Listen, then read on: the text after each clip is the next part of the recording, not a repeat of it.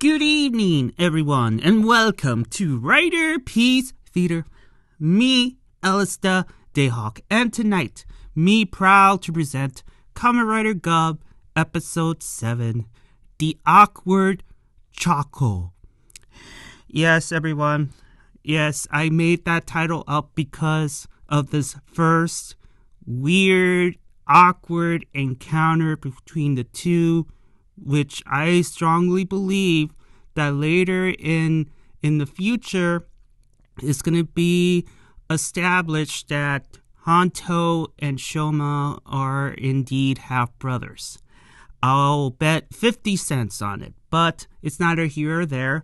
But we start the episode with this awkward exchange between the two. They first officially meet each other. Of course, they're in suits, so they're not going to reveal themselves just yet. And it's funny because they were acting cool towards each other. They're trying to feel each other.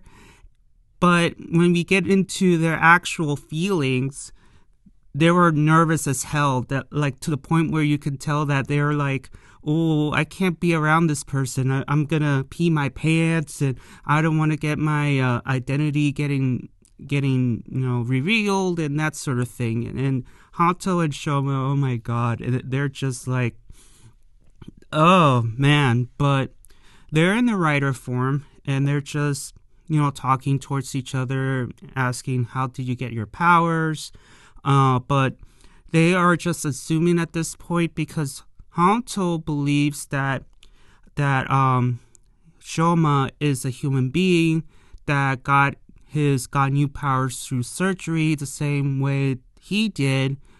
Shoma, on the other hand, thinks that this person could possibly be a Ganyu, either a Ganyu just like him being a half-breed, or maybe it's a different kind of Ganyu that he doesn't see a second stomach on the stomach. So they're just assuming, like, are you human? Are you half Ganyu? And it's funny. They're just like, what are you? And then Shoma calls Hanto by saying, oh, okay, Chocolate-kun. And Hanto's like, no, like, sure, like, my suit is chocolate based, but I don't want to be called chocolate. And so this is where he's just in scrambles, like, okay, I can't be called that, and has all this list on his head, like, what can I call myself? And then Valen comes into mind, and then a few seconds later, he realized, oh, great, it's still chocolate, themed, because Valentine. Get it? So, honestly, guys, I would have preferred Kamen Rider Valentine. That sounds cool, at least for me. But Valen, it's fine, but I find it to be funny that Hanto realizes that he cannot step away from the chocolate theme because he thought that Valen would be a cool name to have, but then he realized that, wait a minute, that could be code for Valentine, or short for Valentine. So it's like, that's funny. And then when it came to Shoma, he's like, well, I can't call myself Red Gavv, so you know what? I'm just going to call myself Kamen Rider Gavv, and that's it. And they have a mutual respect towards each other to the point where Hanto asks Shoma if it's all right to call you senpai, and Shoma's like, yeah, sure, why not? And, of course, they're still acting cool towards each other, even though they were nervous as hell. And Hanto was like, let us not reveal ourselves just yet, and we're just gonna help each other out, and that's it. And yeah, and then they awkwardly try to leave, but they always come across each other, and it was really, really awkward. And in this episode, we have another awkward encounter, which I will explain later on. But something tells me that my theory of them being half brothers will come will come true. And the question is, since Hanto has a prejudice towards Ganyuts, would he be willing to accept Shoma as his brother, knowing that he's a half Ganyut? That's the question. But I'm getting ahead of myself here, but man, that first scene was funny and awkward as hell. But still, I would have preferred Hanto call himself Kamen Rider Valentine. That would be cool. So we get the next scene with Nave, and he does a surgery enhancement upgrade thing to a part-time Ganute. So, yep. So after that scene, we go ahead and meet up with Shoma and Sashika, and they visit her great aunt's mansion, and they were hired to be housekeepers for maybe a day or two. And then apparently Shanika's great aunt has a couple of roommates, and they're artists, aspiring artists by the name of Tamaki and Egawa. And she wants to help them succeed as artists. So, oh, that's cool. I mean, she's helping them, with money and how to just supporting the artists, right? And we move on from there to Shoma and Shanika's, trying to play, housekeeping. And Shoma, he is way too excited for his own good that, he doesn't know how to clean. We saw Shoma accidentally break an antique vase to accidentally pulling a tree and using up all of Shanika's great aunt's eggs. Man, her aunt has a boatload of eggs, and Shoma just used them all up. And Shanika's like, you know what? Nah, man, no. Oh, no. So after the whole egg incident and this bowl of, of yolk, Tamaki shows up and asks one of them, hey, can you come in and view my art piece because I want someone's opinion about it. So Shoma volunteered. He went over there to see this art piece, and for whatever reason, Shoma stares at this statue or phone, whatever, and he thought that, hey, it's good enough to eat, and he was slowly approaching it and wanted to take a bite out of it. Until he ended up grabbing one of its arms and accidentally breaks it. And I was like, Shoma, come on, today is not your day. You broke a vase, you used up all the eggs, you pulled a tree, now you pulled an arm. What's next? And here I thought, Tamaki was gonna kill him because you feel that ominous vibe. And you know that Shoma is in big trouble, and he turns around and stares at a hammer. And here we thought that this is going to be the end for the king of sweets, junk food, and diabetes, but apparently not, because according to Tamaki, she's like, oh, thank you. I think the arm was one of the things that were unnecessary for my art piece. Keep destroying my art.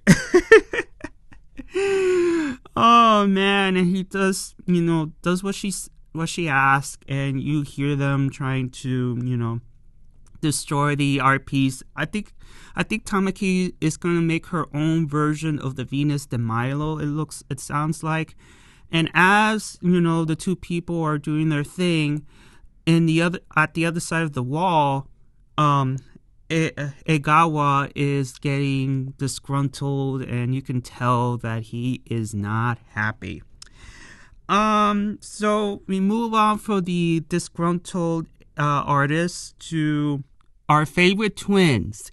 And as you know, the twins are walking in thin ice because ever since Shoma return as a Kamen Rider and decides to destroy some of their checkpoints, the twins are really, really scared because they're keeping it a secret because they figured, well, they will handle Shoma themselves and not let, their brother Lago find out about this whole, mishap.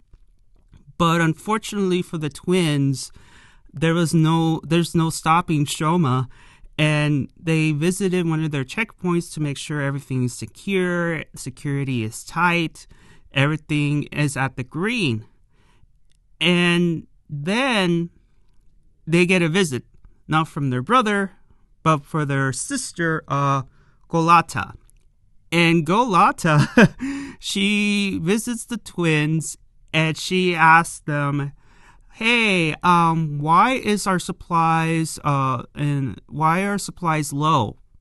And of course the twins doesn't want to tell the truth because what's going to happen if the twins tell their sister the truth. They're going to lose their jobs, and probably the sister's going to go talk to Lago, and he will know everything. But instead of that, of course, the twins lied, and they threw their co-workers, their part-timers, under the bus, claiming that, the reasons why our snack supplies are so low is because our workers are lazy. And so Glotta says, you know what? I think it's time for me to pay a visit to your workers and whip them to shape.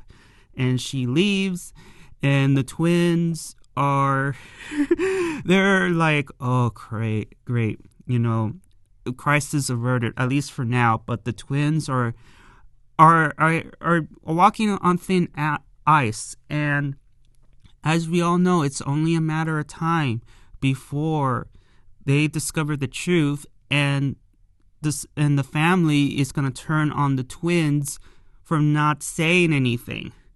And yeah, they will be in big trouble. They're setting up with big trouble. So we get to the next scene where Hanto pays a visit to Dr. Nick, aka Suga. And he does a checkup because, last week he had a major surgery, and that it didn't take place at a hospital, mind you. And Dr. Nick never performed that kind of surgery before, so makes sense, right? So everything's on the green, and Hanto asks, no, not yet. Dr. Nick tells Hanto that I have taken a couple of Gavv's minions for you to use to, transform and use their powers to do whatever you need to do, that sort of thing. And this is where Hanto asks Dr. Nick, is there more researchers besides you? And Dr. Nick says, not that I know of. Why? Well, Hanto continues on that I met with Gavv, and there's a strong possibility that he could be human as well, and may have gotten new powers either through surgery or something else. And this is where Dr. Nick gets all surprised and excited. Oh my God, you met him officially? Can you bring him in so I can do experiments on him and all that stuff? And Hanto was like, no. You lost your mind? No. And he just ups and leaves the office like, no way in hell. Even if Shoma was willing to let Dr. Nick perform experiments on him, if I were Shoma, I would be so uncomfortable. I'd be like, I have to stay away from this guy. This guy is crazy. But the reason Hanto asked Dr. Nick is because, again, he assumes that there's a possibility that there's another researcher out there helping Gavv. But as of right now, Suga, Dr. Nick, is the only researcher around. And I wouldn't be surprised there's other researchers. But for right now, we have Uncle Dente and Suga being, the ones helping our heroes out right now. So after the hell no and Hanto running away, Shoma is super excited to go to come back to work for the next day, and Sashika was like, you know what? I should have better prepared you in working as a housekeeper, because after what she has witnessed, she's like, you know what? Ease off for today. What you can do is clean up the office, right? And she leaves the office, leaving poor Shoma a little bit disappointed, but also determined, like, you know what? If I improve on my cleaning, then she will reconsider me and work with her again. So, yeah. I mean, I can't blame her, because after what we just witnessed, it'd be like, no, like, even she knew, like, maybe I should have trained you before heading into my aunt's house. Yeah. So she leaves, and then we get a gochizo from Uncle Dente, and yeah, we get that. And then we get to the next scene with Auntie, and she gets a visit from the evil part-timer Ganyut. So we all know this guy is up to no good, and we figured, oh my god, he's going after Auntie. So after that, Shoma visits his great uncle, and he gets a smartphone. Not only that he can talk to people, but also he can plug into any gochizo he wants, just to see recordings of what they saw. And he does, he takes the gummy gochizo, plugs it in, and we get to see a recording of Valin and kicking ass, and that's it. And Uncle Dente was like, oh, you're such a brawler. I didn't know you're such a fighter. And Shoma was like, no, that's not me. It's somebody else. It's Valin. And this is where Shoma asked, did you perform surgery on this person, on this guy? Because I thought I was the only one who can transform. What's going on here? And of course, we all know that it wasn't his uncle that performed the surgery or anything like that, but you can hear the from the great uncle, like, maybe, just maybe, but we all know that's not him. Maybe he's assuming somebody else.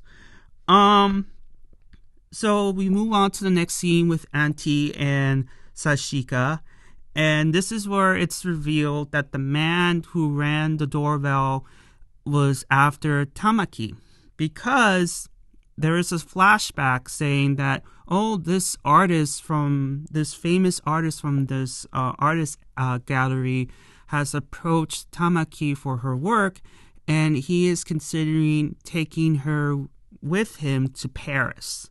And of course, like, it's already suspicious, right, guys? But I'm surprised that the auntie or Tamaki herself be like, questioning, like, why me? Why would I go with you to Paris? Like, how do you know me? How do you know my work? All these general questions. But instead of that, Tamaki gullibly accepts on going on this trip with him.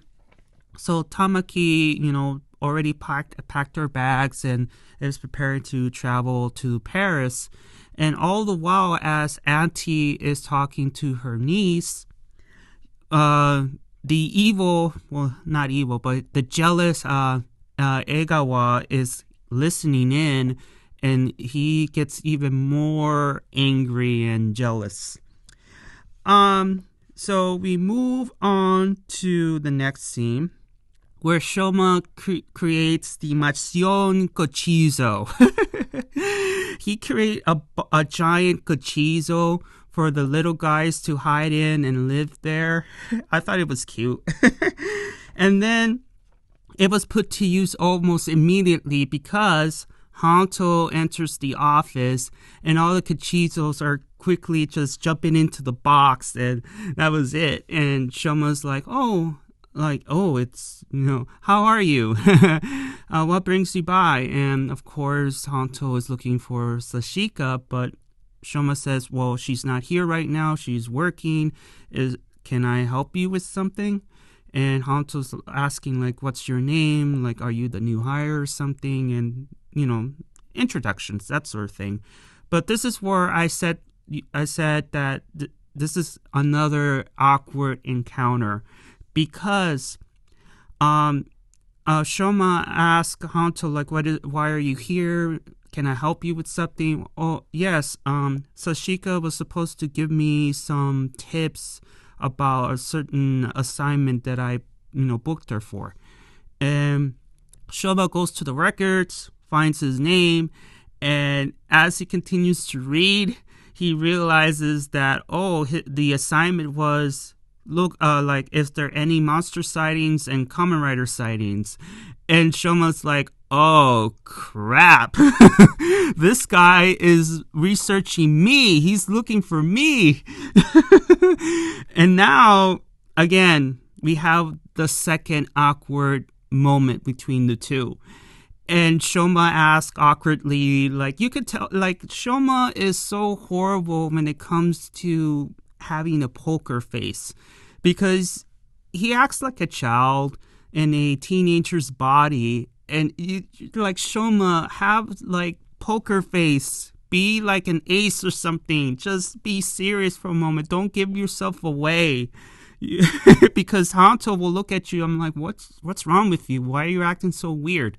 Anyways, so Shoma asks Hanto, why are you researching a Kamen Rider and monsters? Like he's trying to fish information out of Hanto, but then Hanto realizes, oh crap, now that I'm a Kamen Rider myself, like, things will get confusing now. Of course, because, well, Shanika assumes that there's only one Kamen Rider, but now there's going to be two. And imagine if Shanika gives Hanto information about Valen, it's like, things are already awkward. So Hanto was like, okay, I'm going to tell this kid, look, I'm a writer. I'm not an investigator. I'm just, doing some things for my book, whatever.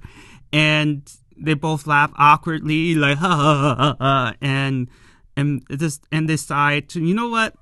I will go. I will take my leave. And if you see her, let her know that I was here, and I'll come back later. Goodbye. And goodbye. It's just, those two are so... You guys are making it so obvious. And yet you're dumb. You guys are dumb. Dumb and dumber. So we have that other awkward exchange between the eventual half-brothers. And after the awkward exchange meeting, the Kami Kachizo shows up and informs Shoma that there is an evil part-timer alert, and he runs from the office. And you see this cutscene where you see Shoma running, while at the same time Hanto is sitting on the bench looking through his iPad and looking through cases. And then Shoma appears to this art gallery, and he sees the evil part-timer. And of course the evil part-timer is giving out this hoo-ha-ha, oh, welcome to my art gallery where you see my beautiful art, it's peaceful, blah blah blah blah blah, sales pitch, all that stuff. And Shoma's like, cut the crap, I know what you are an evil gone mute, and I have this recording of you, turning Tamaki into a snack. Give her back, and also give up the crack candies. No more dark treats for you. But of course, the typical evil part-timer is like, hell no, I'm not going to give up the evil dark treats. And I'm not going to give you Tamaki either. So they both transform, and they have their fight in the art gallery. And we move on to Shanika. Sachika sees Egawa getting angry, frustrated with his art, and we move on to Hanto, who shows up at the same art gallery, and he sees the art gallery in shambles, mostly art on the floor, and he discovers Tamaki's her passport, and then all of a sudden he gets greeted by Glotta. And Glotta assumes that Hanto is the part-timer, the lazy part-timer. And Hanto thought that, hey, are you the owner of this art gallery? And he tries to give his card to her, but instead he gets a sidekick to the face. And now things get really, awkward, because Glotta assumes that Hanto was a Ganyut, while Hanto thought that she was a human being, but no, it's not the case. She's a Ganyut. And he realizes now that Ganyuts have the ability to blend into human society because, they can disguise themselves easily as humans. So we move on from the eventual fight between the two to the first fight between the evil artist and Shoma, and we get a new ability, a new form in the Choco, and we get an old-fashioned chocolate shootout in the parking lot. And we get into the last 2 or 3 scenes. Sashika gets greeted by a splash of yellow paint, and Shoma destroys the part-timer with Choco power and rescues Tamaki. And in the last scene, we get to see Hanto versus Glotta with her giant scythe. At first, I thought that it was a whip, but no, it was a giant scythe. And yeah, that's the end of the episode, guys. This episode was very awkward between the two. They were acting cool, but while in the inside, they were like trying not to pee their pants. I don't know what to say. I don't know. What's my name? Valen. Oh, wait, it's still chocolate themed because of Valentine. Oh, I can't call myself Red Gavv, but I'm gonna call myself Gavv. and then the awkwardness at the office, and discovering that Hanto is investigating Shoma, and it's just they're making it so obvious. Like, come on, and Hanto being all cool, like we cannot don't pry in our private lives here. We're gonna keep our secret identities and all that, acting cool. But I'm like, you guys are doing a horrible job. Horrible job.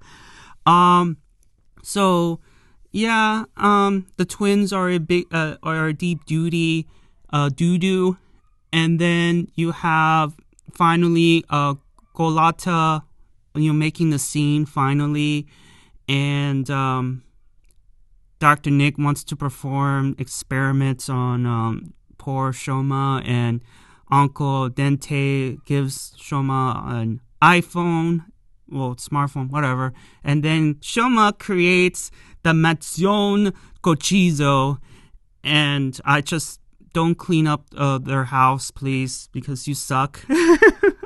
You're gonna use up all their eggs. But yeah, another great episode. Give me your thoughts and opinions about episode 7. Did you like it? Did you dislike it? If you dislike it, why? What will you do to fix it? That sort of thing.